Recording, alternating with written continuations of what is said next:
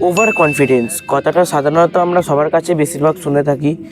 সবার কাছে ডেফিনেশনটা সমানও না, কারোর কাছে খারাপ আবার কারোর কাছে খারাপই। সবার কাছে এই ওয়ার্ডটা হয়তো খারাপ, কিন্তু আমার কাছে ডেফিনেশনটা হলো ভালো।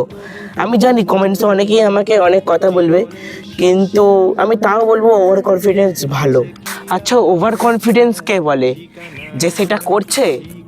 না, তার সামনের জন। কারণ যে কনফিডেন্স করছে সে জানে যে তার ওয়ার্ক কতটা লেভেলের হার্ড। সবার কনফিডেন্স লেভেল এক নয়। একজনের যদি লো হয় আর সামনের জনের যদি একটু হাই হয়, তাহলে তাকে সে ওভার কনফিডেন্ট বলে দেবে। যখন এসআরকে মুম্বাইতে তার স্ট্রাগলিং ডেজে মেরিন রোডে দাঁড়িয়ে সমুদ্রের দিকে চেঁচিয়ে বলেছিল one day I will rule this city, তখনও সেইটাও ছিল একটা ওভার কনফিডেন্সের প্রতীক। আর কেউ না কেউ তাকেও ওভার কনফিডেন্ট বলেছিল।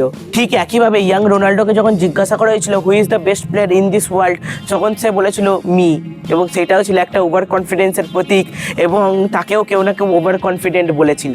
সুতরাং এইরকম কনফিডেন্সের উদাহরণ তুমি অনেক পেয়ে যাবে। রেস ট্র্যাকে নেমে কেউ ফার্স্ট হয় না বস, রেস ট্র্যাকে নামার আগে তাকে কনফিডেন্ট হয়েই নামতে হয় যে সে ফার্স্ট হবে। এটা শুধু তার কনফিডেন্স না, এটা হচ্ছে তার হার্ডওয়ার্কের প্রতি তার ফুল ভরসা।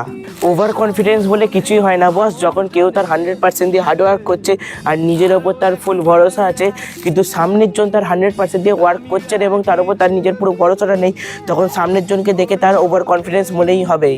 লোকে বলে না ওভার কনফিডেন্স মানুষকে শেষ করে দেয়, না, ওভার কনফিডেন্স না।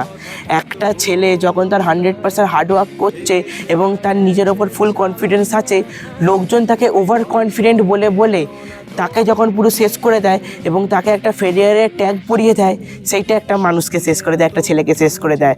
অর্থাৎ ওভার কনফিডেন্স না, একটা মানুষই অন্য মানুষকে শেষ করে দেয়। পাহাড়ের ওই বুকেতে দাঁড়াই